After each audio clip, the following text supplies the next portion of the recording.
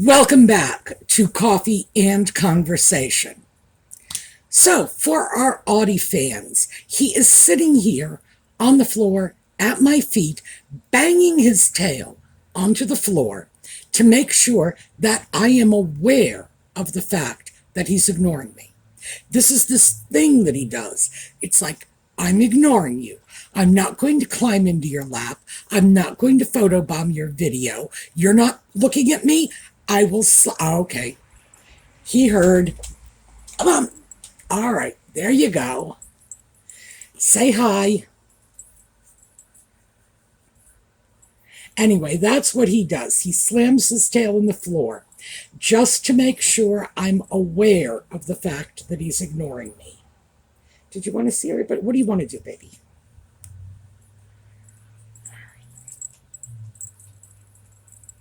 All right, so we've got some Audie. That was unexpected. Usually when he starts ignoring me, he keeps it up for quite a while. Yeah, but not today. We decided not to ignore me. I am so honored. We'll set you down.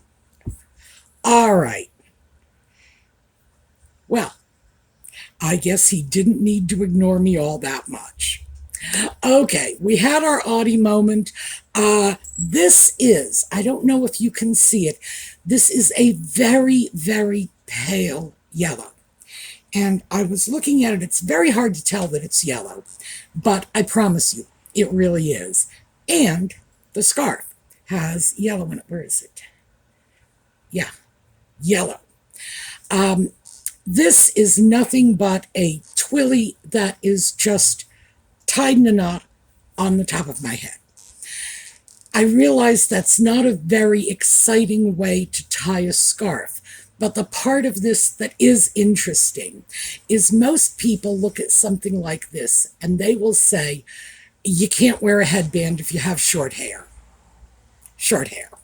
So, yes, you can. And in fact, I used to believe that if your hair was, shorter than shoulder length, you wouldn't be able to stick a hairband in it of any sort. And I went online and found pictures. And all you have to do is Google short hair headband, and you will see the most amazing stuff. So, yeah, it's a thing. You can do it. So this is an interesting way to tie a scarf. When I say this is a twilly, it says it's about 33 inches long, because I actually looked it up because, I knew I would explain to you what it was. About 33 inches long, so it's just under 3 feet. I have to say, I'm not 100% sure it really is that long, and I'm going to measure it later. It feels like it's a little shorter than that, and it's only, I think, 1.5 inches wide. And I got this one on Amazon, 100% silk, $14. So I got it because I really like the pattern. You can't see the pattern when it's tied like this, but it's a pattern of samurai armor. I'm not especially a samurai armor freak or anything like that. I just really liked it because that little bit of yellow you see is actually a tassel. And that's the part that I just kind of liked. So I would say, yeah, check it out. You can actually get some nice scarves from Amazon very inexpensively. And you can get some great scarves from Walmart too. One of my favorite scarves, I think I might have mentioned this in a previous video, doesn't matter, it's worth repeating. One of my favorite scarves that I got, oh gosh, more than a year ago on Amazon.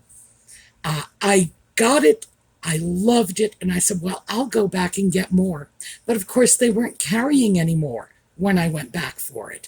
But now Walmart is. So I love those. They are the kind of scarves I like. They are narrow and long and tissue thin, 100% silk, and under $20. So yeah, it's like you hit all my buttons with that one. But make a point of wearing one of those tomorrow, even if I have to dig out one that isn't yellow. I'll find something else to wear that is yellow. And yellow, as you know, is for Catherine. It's for Lex's mom. It's for all of the folks out there battling cancer. And it's to wish them a successful outcome. So, got all that out of the way. All right, we're going to take a look at the intro, and we'll be right back.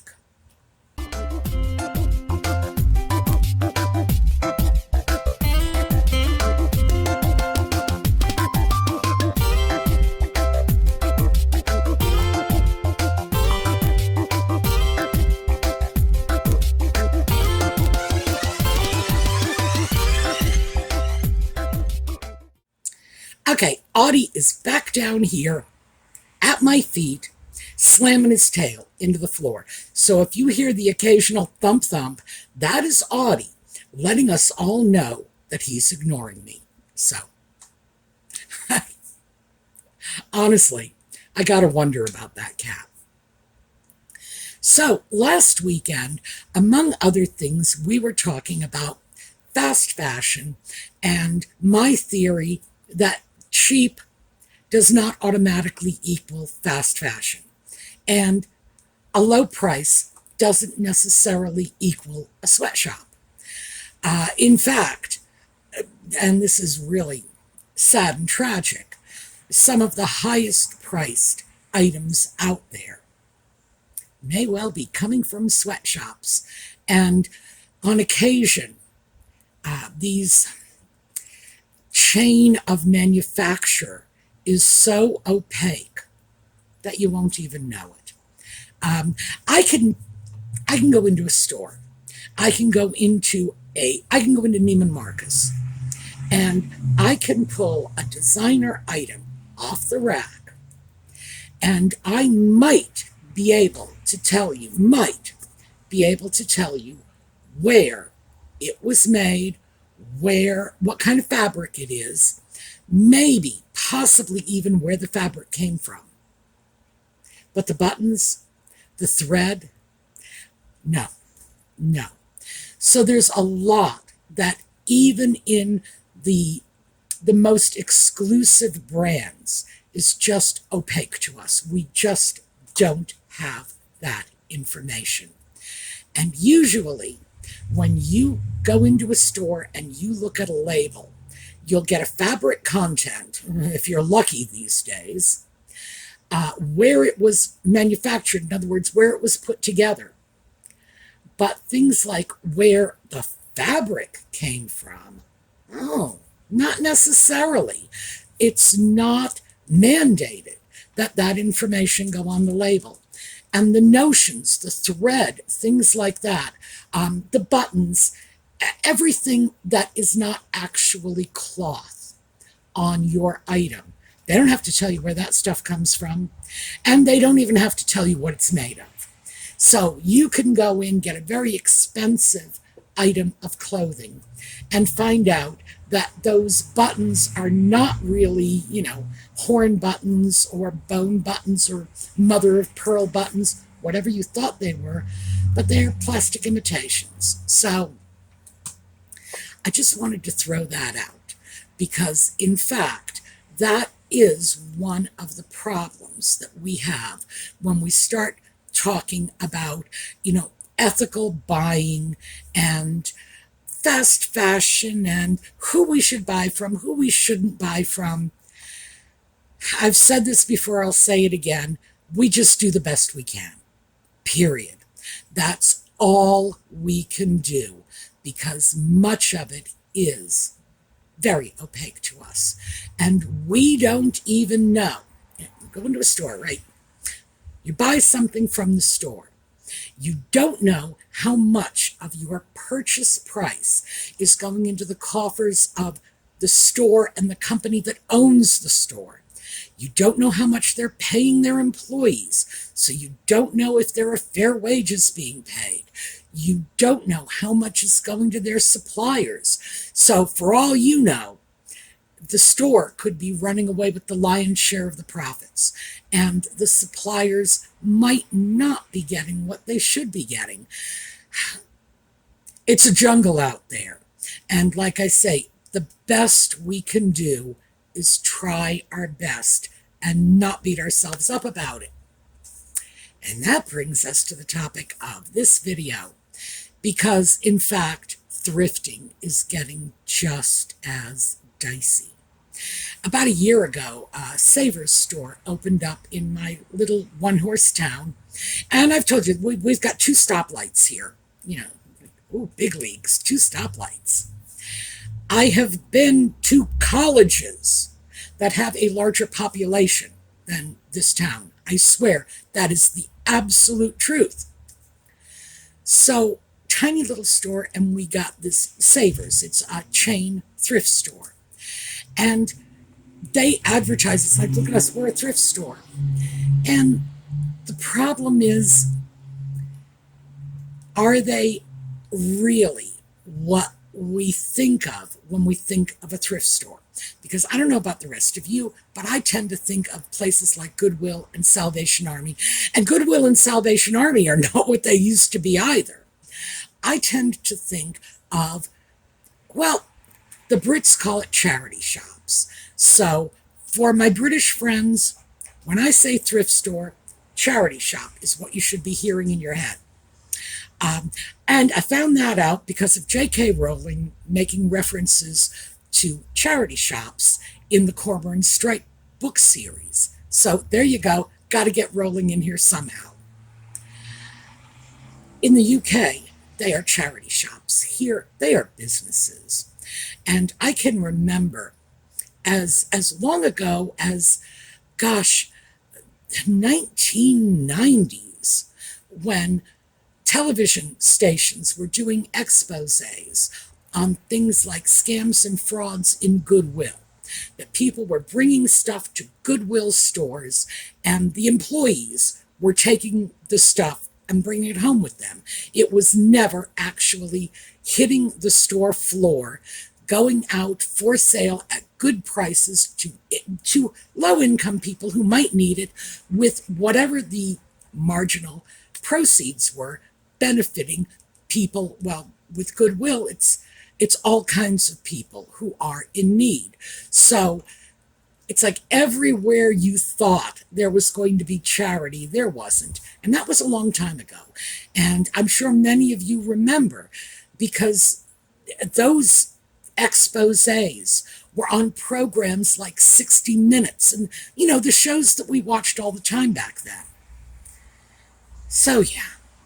And now it's like places like Value Village and Savers they're not even charities. I don't even think they're pretending to be charities, but apparently they're both owned by the same company. I didn't know that. I just came across that information recently. They're owned by the same company, and this is a for-profit business. So I know you're thinking to yourself, gee, just last week I packed up a box of stuff and drove it down and dropped it off and said, here you go, Value Village. Take my donation and use it to further your charitable ends. And in fact, you should have been taking it down to Neiman Marcus. At least they're honest about the fact that they are selling stuff at a profit. So thrifting is no longer what it used to be. It's turning into a big business. Now, I'm not saying that you shouldn't thrift. I'm not saying that at all. Just be cautious about how you do it and consider why you are thrifting. If you're thrifting because you want to get great stuff cheap, you're probably not thrifting at Savers or Value Village, because ordinarily the great stuff in those stores get weeded out early in the process, and then they get sold elsewhere, either through online sales. By the way, that's becoming huge, even with small organizations, like your local church will be selling the Lala stuff on eBay. But be that as it may, when you start to look at this, if you're looking to get a good buy, sure. But if you're looking to contribute to charity, if that's what's going on for you, you're going there because you believe it's a charity shop. Do your homework first and find out if it really is a charity shop. There are a number of what the Brits would call charity shops, what I would call thrift stores, in my area. And all but one of them is for-profit business. We have antique malls that run little, thrift shops, clothing, furniture, whatever, little consignment stores within the antique malls. That's all for profit. Every part of those businesses are for profit, because when they are not, and sometimes, every once in a while, you will see this, one of the vendors will put up a little sign and say, the proceeds go to St. Anne's Mission, or whatever. And then at least you know what's going on there. But that is the exception to the rule. So because that showed up in the comments to our last video, I thought, yeah, we should probably take a look at this, because thrifting ain't what it used to be. And for those of you who remember the start of this channel, when we began 5 years ago, a part of the mission of this channel was to help people go out, buy things at flea markets, yard sales, thrift shops, whatever, and then resell them for a profit. So, I guess you could say I'm part of the problem. I don't look at it that way, mostly because I was not helping some massive Fortune 500 company. I viewed it as helping to provide some education and training for, just the regular folks just trying to make ends meet. I never really saw it as being part of a bigger problem, but here's the thing, maybe I was. I don't regret it, because I do believe that this channel and other channels like this did, in fact, help ordinary folks come up with a profitable little side hustle. And when I say profitable, I'm talking about the difference between eating and not eating that week, because I don't think anybody was looking to get rich. Most people were just looking to make ends meet, just looking to get the bills paid. So can I feel bad about that? No. Can I feel good about doing something that was part of the process of turning what basically started off as a charitable endeavor into, what is it they're saying? It's over $30 billion this year. A $30 billion industry. I don't know. I haven't worked that out yet. Now, keep in mind, I am great at coming up with justifications and rationalizations, so I will find some way to make myself feel less guilty about it. But right now, I'm feeling a little guilty about it, even though it was not my intent. Looking at where thrifting is now compared to where it was 5 years ago, when I was encouraging people to go out, grab a few bargains, list it on eBay, list it on Etsy, whatever, make yourself a few bucks, get the kids some school clothes, get the light bill paid. And so I did want to throw that out there, not to discourage you from thrifting, but to encourage instead that you pay attention to where your money's going. I'm not going to go buy stuff from the Savers down the road. No, that's, if I want to do that, if I want to put my consumer dollars into the pocket of a mega corporation, I'm going to put it into the pockets of a corporation that's going to give me exactly what I want, not whatever they happen to have had brought to them by people who thought they were donating to charity. Just that simple.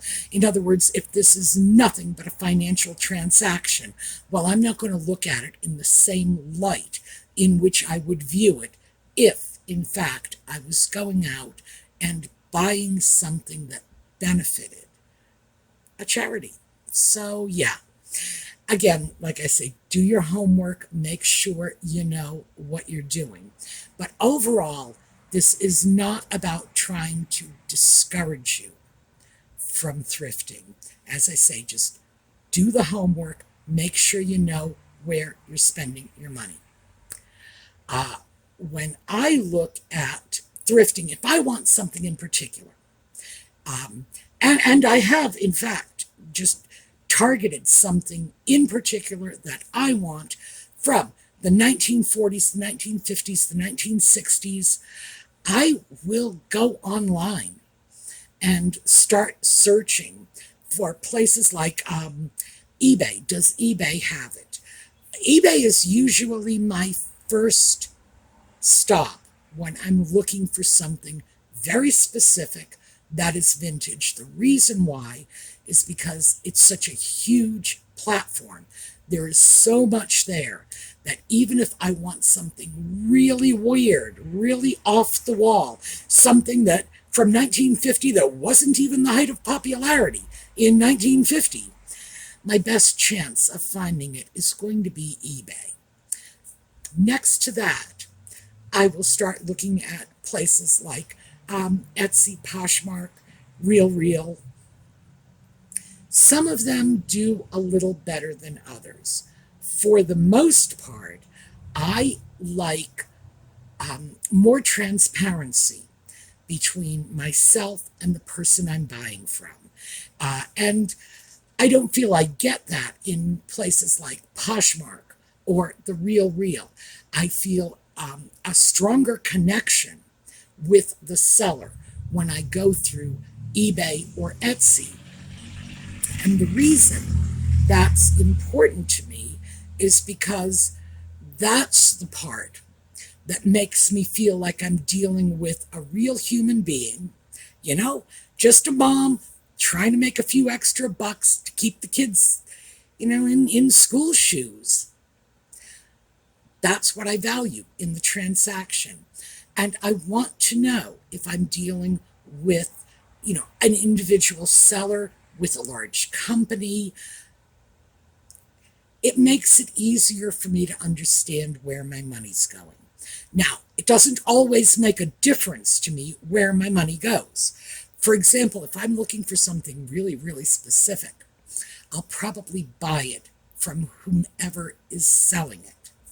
Just that simple. But again, it's about the research. It's about getting the information, knowing who you're dealing with. On a local level, when I go out here, locally there are a couple of, antique malls. That's what I'm going to call them. Antique malls in my area. Large building with a number of individual sellers, most of whom are independent, some of whom are in cooperative arrangements with other sellers, but most of them are small independent dealers. And if I go there, I know basically who I'm dealing with. In general, I can go to whoever is running the antiques mall and say, look at this tag and tell me who the seller is. They'll almost always do that. Now, my advantage is, like I say, I'm in a town smaller than colleges I went to. So that's part of small town America. You can go in and say, look it up for me. Break the rules. I don't think they have rules against it. In fact, I think a lot of these antiques malls actually encourage you to deal directly with the people who run the little antique stalls because they want that personal connection. They know it means something to people. But because I've never had anyone say, I'm not going to tell you who this is. They're always they're always happy to share that information. So That's another way I can deal with it. Unfortunately, it's getting harder and harder. And I wonder, frankly, if any of these small resellers are going to be around in 5 years, in 10 years. If I had to guess, I would say no. I would say this resale industry is something that is eventually going to get completely gobbled up by the mega corporations, by Savers Value Village. Just scoop them all up. I don't think there will be room in the marketplace for the little guys anymore. And we'll see. This is one I truly hope I'm wrong about, but it's a direction I am seeing things moving in, and that things have been moving in for many years. Thrifting has been a thing ever since I can remember, and almost certainly was a thing before I was able to remember it. The reason I remember it is my grandmother used to love to do that. She loved to go out to used furniture stores, secondhand shops, thrift shops, Goodwill, Salvation Army, you name it, and prowl through things. And she'd occasionally buy a little tidbit here or there. It was her way of shopping without ever actually having to buy too much or spend too much money. Her idea of an extravagant shopping trip would be to come home with $5 worth of stuff. And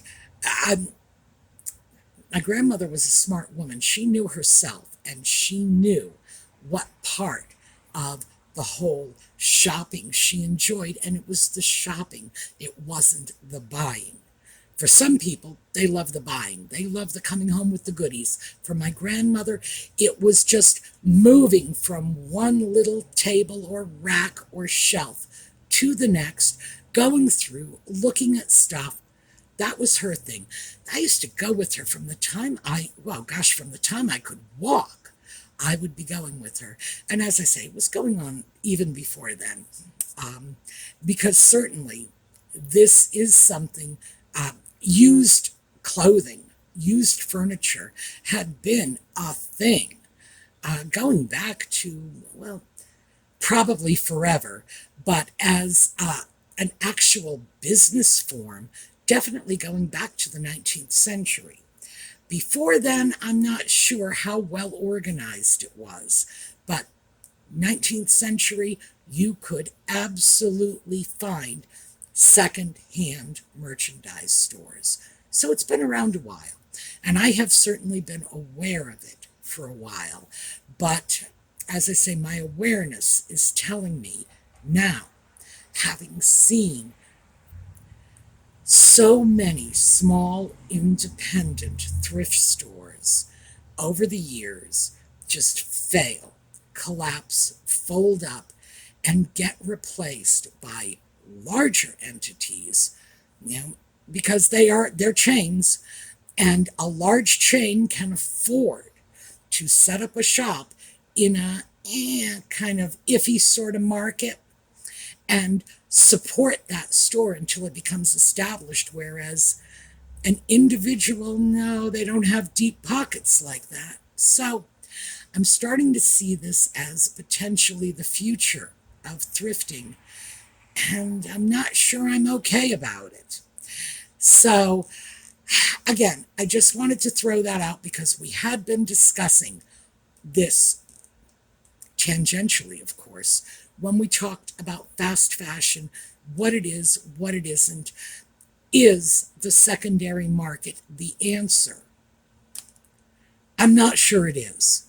I'm not sure it is. If the secondary market, if the thrift market is simply providing unreasonable amounts of profits for companies that are ostensibly supposed to be supporting charities and good works and employing the underprivileged and whatever, but in reality, It's going into the coffers of big business.